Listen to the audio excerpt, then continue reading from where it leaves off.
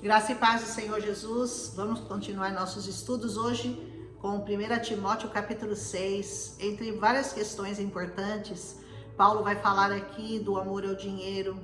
Ele vai falar com relação a servir, com relação a você ser um bom empregado, um bom trabalhador, um trabalhador honesto, que respeita seu patrão, que obedece, que segue fielmente as ordens, não só do patrão, mas de Deus, né?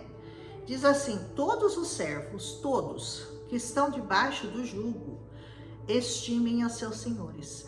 Se você tem um patrão que você não gosta, você está desobedecendo essa palavra.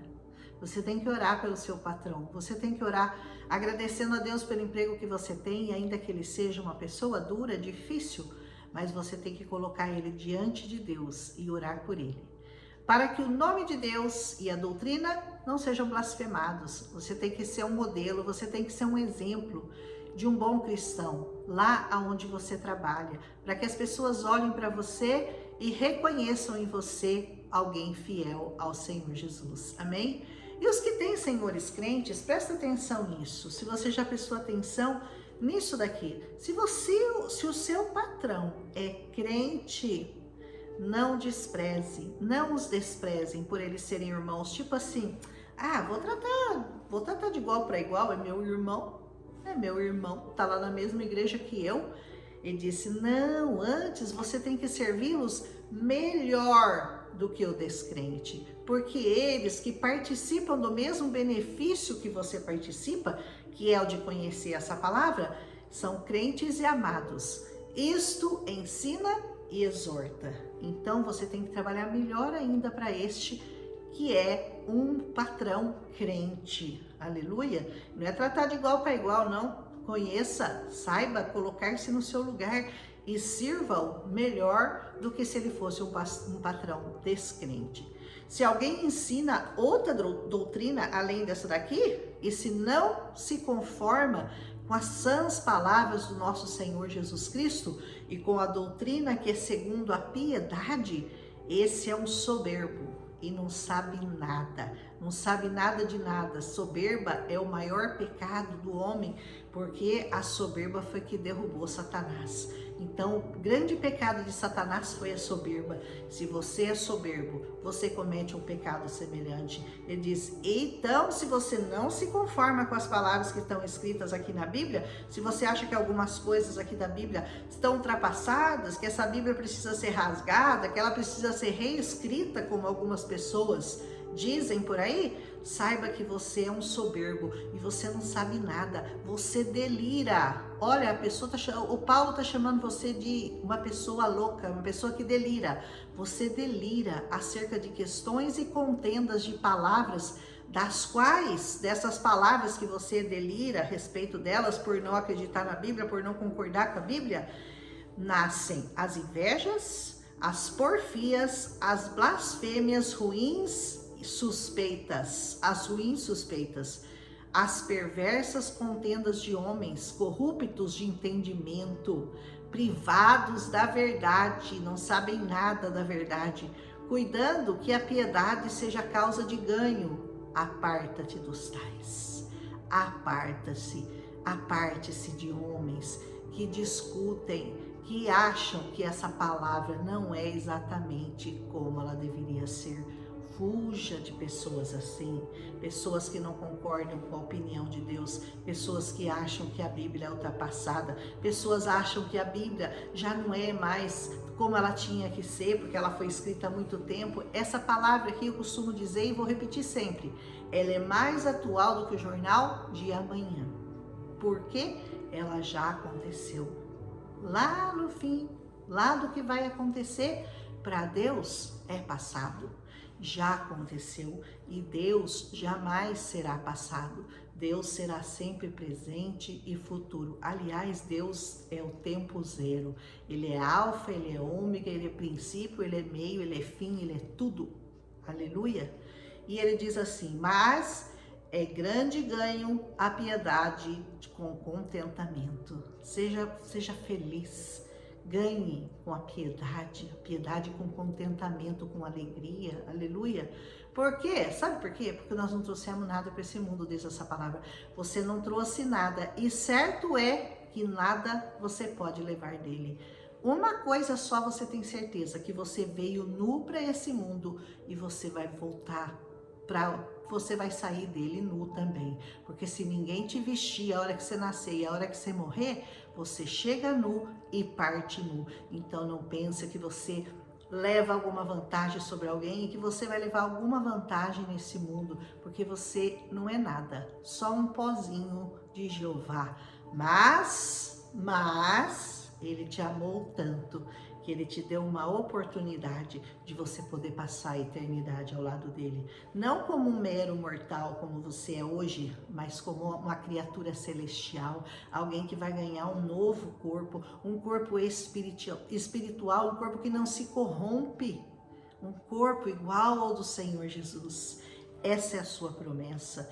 Essa é a sua certeza, essa é a certeza da nossa fé. Então confie nessa palavra, siga firme nessa palavra. Essa palavra é longa, eu não posso falar muito. Tendo, porém, sustento e com o que nos cobrirmos, estejamos com isso contentes. Você já tem o que comer? Você tem com o que se cobrir à noite para você não ter frio? Suficiente. Esteja contente com isso, alegre-se com isso. A gente quer tanta coisa, a gente não precisa, mas a gente quer tanta coisa. Mas Paulo deixa bem claro, você tem o que comer, seu sustento você tem, e você tem com o que se cobrir à noite, esteja contente por isso e mais nada. Tudo que você pode pedir de mais a Deus, sabe o que é? É mais experiências, é mais espiritualidade, é mais amor, é mais bondade, é mais conhecimento dessa palavra. Isso é o que você deve buscar, a sua vida espiritual ser aflorada em você e não viver essa vida medíocre, passageira, fugaz, carnal, cheia de problemas, de dores, de doença, de enfermidade, de morte. É por isso que tanta gente luta com tantas forças. Para quê? Nós temos que lutar por uma única razão, pela nossa vida espiritual, porque ela é eterna, ela não tem fim. Entenda isso de uma vez por todas. Mas os que querem ser ricos, sabe o que acontece com os que querem ser ricos? Você quer ser rico? Olha o que acontece com os que querem ser ricos, segundo essa palavra: caem em tentação e em laço, e em muitas concupiscências loucas e nocivas, que submergem os homens na perdição e na ruína. É tudo isso que você vai ganhar se você tem uma única intenção na sua vida, a de ser rico. Não que ser próspero seja problema, não é problema para Deus. Deus, Ele quer que nós sejamos prósperos, mas tem uma grande diferença entre riqueza e prosperidade. A prosperidade é uma palavra toda inclusiva, é uma palavra que significa você prosperar em tudo na sua vida, prosperar espiritualmente, prosperar moralmente, prosperar emocionalmente e prosperar em dinheiro. Tudo bem. Agora, rico é o que só tem uma coisa: grana.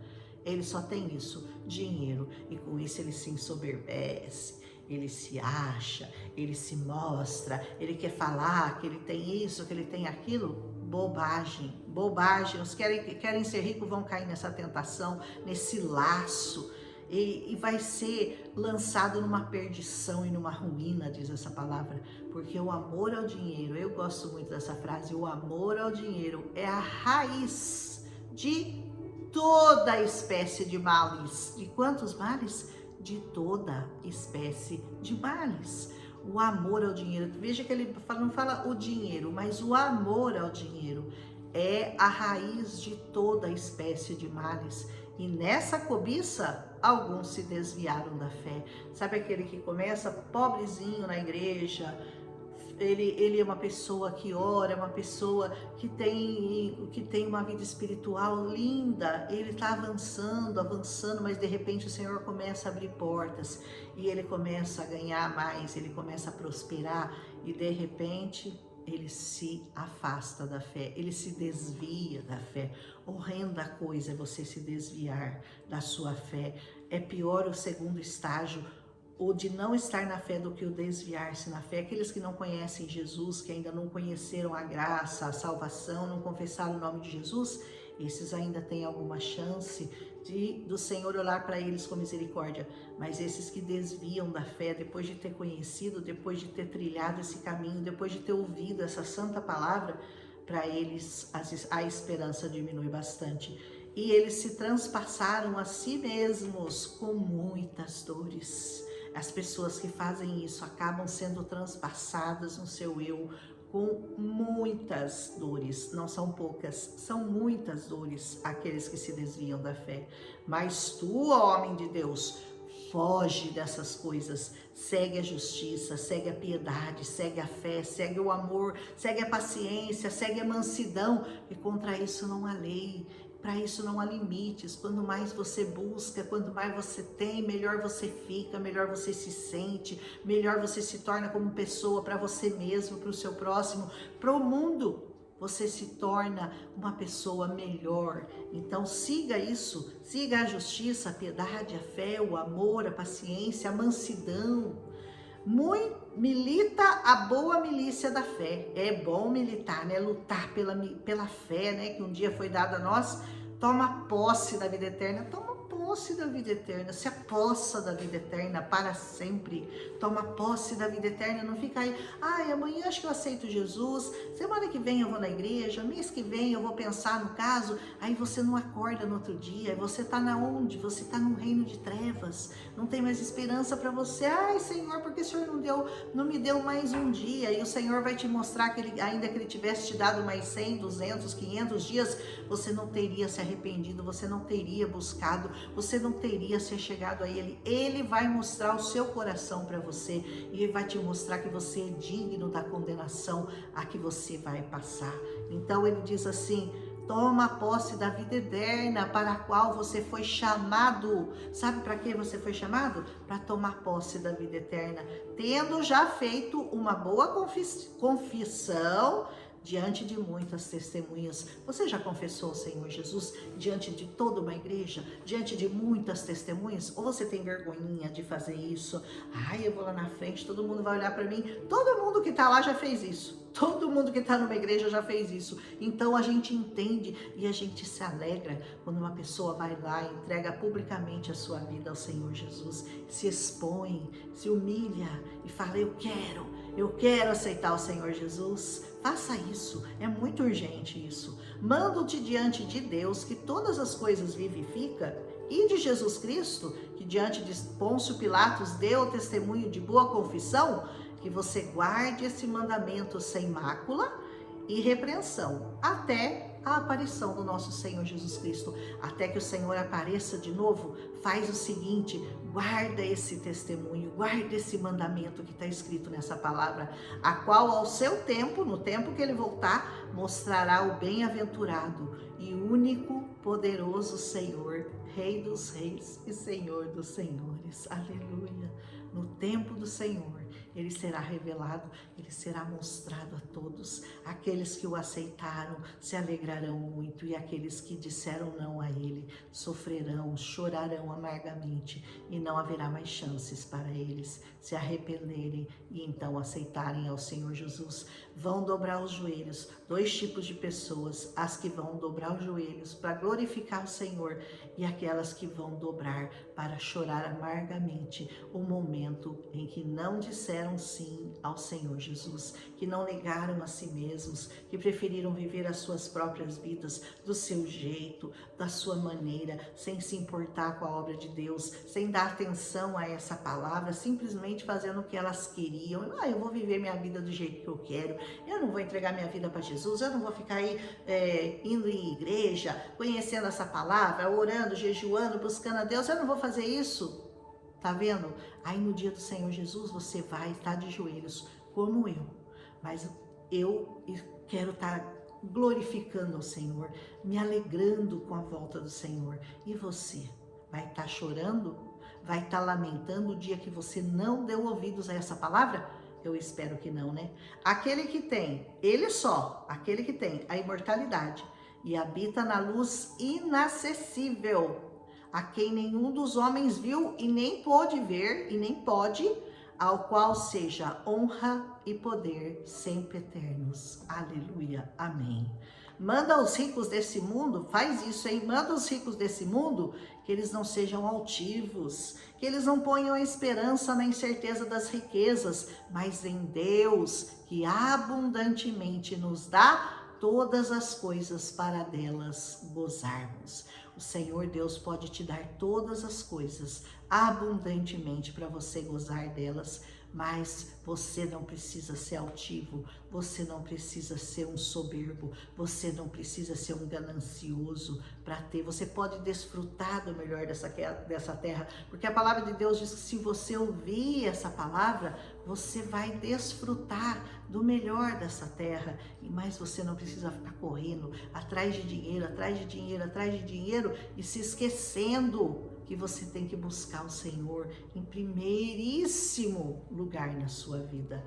Que façam bem, que enriqueçam em boas obras, que repartam de boa mente, que sejam comunicáveis, que entesourem para si mesmos um bom fundamento para o futuro, para que possam se apoderar da vida eterna. Faça o seu alicerce. Ele está dizendo, ó, um bom fundamento. O bom fundamento é o Senhor Jesus. Esteja fundamentado nele, plantado nele, arraigado nele.